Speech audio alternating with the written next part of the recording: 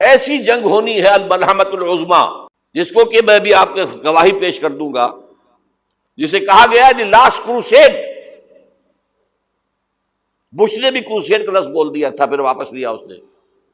نکل جاتی ہے جس کے منہ سے سچی بات مستی میں، فقیہ مصلحت بھی سے وہ رندے بادہ خار اچھا، کروسیڈ کہہ کر پھر واپس لیا۔ یہ کروسیڈ،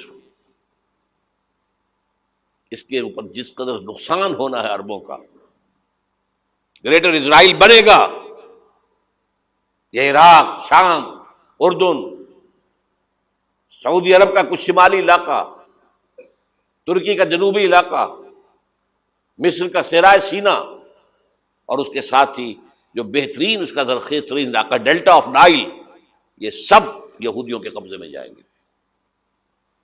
اس کو حدیث میں کہا گیا الملحمۃ العظما۔ عیسائی 80 علم لے کر اے مسلمانوں تم پر حملہ آور ہوں گے، اور ہر علم کے نیچے 12,000 فوج ہوگی، 9.5 لاکھ فوج۔ یہ نیٹو کی تیاری کس کے لیے ہو رہی ہے؟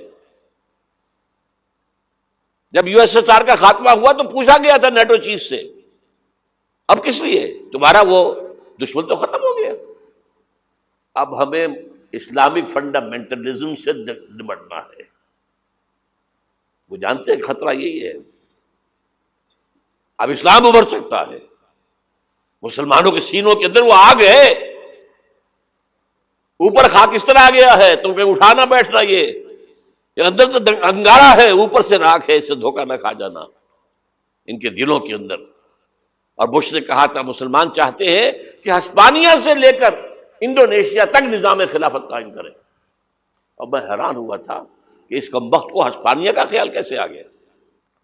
ہمیں تو کبھی آتا ہی نہیں، اب ہم تو بھول گئے، وہ تو 500 برس پرانی بات ہے جبکہ وہاں سے ہمیں نکال دیا گیا تھا۔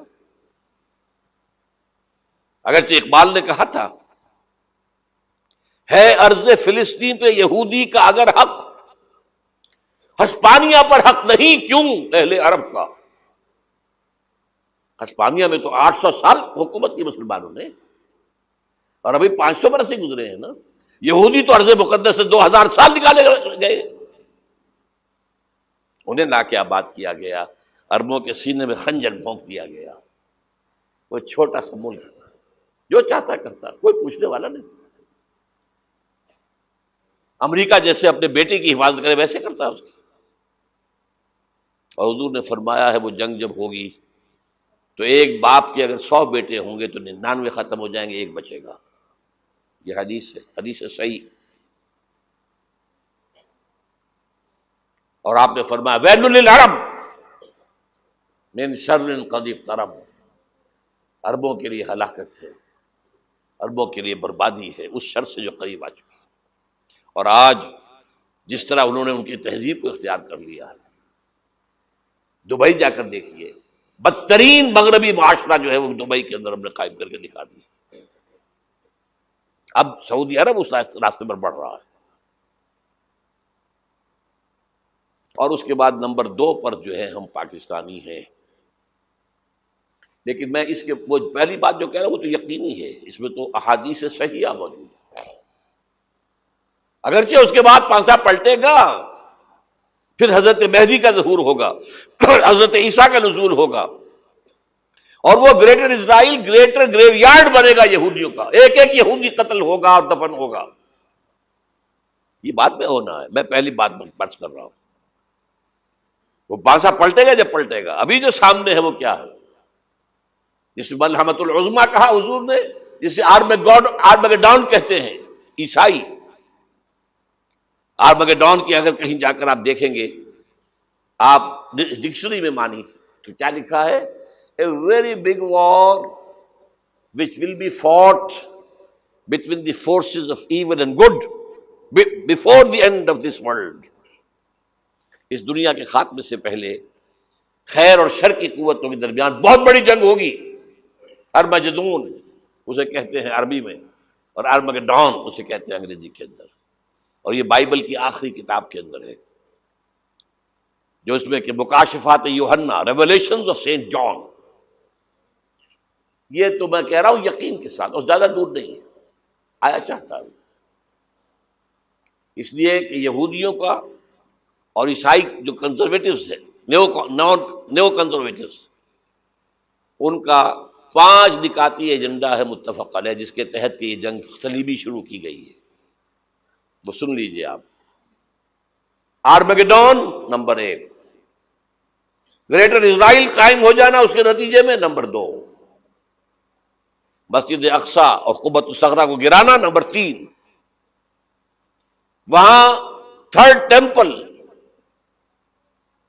وہ مسجد جو حضرت سلیمان نے بنائی تھی 1000 قبل مسیح میں، پھر برباد کی تھی نبوکدنضر نے، دوبارہ بنائی گئی، پھر دوبارہ ختم ہوئی 70 عیسوی تک گری پڑی ہے. ان کا خانہ کعبہ گرا ہوا ہے 70 عیسوی سے لے کر آج تک. ایک دیوار ہے ویلنگ وال، جہاں جاتے ہیں، روتے ہیں، پیٹتے ہیں، ماتم کرتے ہیں، وہاں وہ بنے گا تھرڈ ٹیمپل. اور نمبر 4، اس میں لا کر رکھا جائے گا تخت حضرت داؤد کا. یہ تخت کہاں ہے اس وقت؟ یہ لندن شریف کے اندر جو ان کی پارلیمنٹ کا جو چرچ ہے، ویسٹ منسٹر ایبے، اس میں رکھا ہوا ہے. ایک پتھر تھا جس پر بٹھا کر حضرت داؤد کی تاج پوشی ہوئی، پھر حضرت سلیمان کی ہوئی، پھر وہ پتھر رکھ دیا گیا جب حضرت سلیمان نے بنایا ہیکل مسجد اقصی، وہاں رہا وہ. ہر بادشاہ جو تھا یہودی اسی کے اوپر بٹھا کر اس کی تاج پوشی ہوتی تھی. سن 70 میں ٹائٹس نے گرایا اسے، ہیکل کو، وہ پتھر لے گیا، وہاں سے روم گیا، روم سے آئرلینڈ گیا، آئرلینڈ سے اسکاٹ لینڈ آیا، اسکاٹ لینڈ سے انگلینڈ آیا، اور اب وہ رکھا ہوا ہے 14ویں صدی عیسوی سے آج تک. وہ ویسٹ منسٹر ایبے میں رکھا ہوا، ایک کرسی کی سیٹ میں اسے بنا دیا گیا ہے تخت کی شکل میں. اب انگریزوں میں کوئی ملکہ ہو، کوئی بادشاہ ہو جس کی بھی تاج پوشی ہونی اس میں ہوتی. یہ لا کر رکھا جائے گا تھرڈ ٹیمپل میں، اور اس پر یہودیوں کے خیال کے مطابق ان کا مسیحا آئے گا جو مسیح دجال ہوگا. عیسائیوں کے خیال کے مطابق حضرت عیسیٰ آئیں گے، وہ ہمارا بھی خیال ہے حضرت عیسیٰ آئیں گے علیہ السلام. بہرحال یہ تو بات کی باتیں ہیں نا. اس وقت جو میں عرض کر رہا ہوں، عربوں پر بہت بڑا عذاب، اور پاکستان کا معاملہ البتہ یہ ہے، میں یقین سے نہیں کہہ سکتا.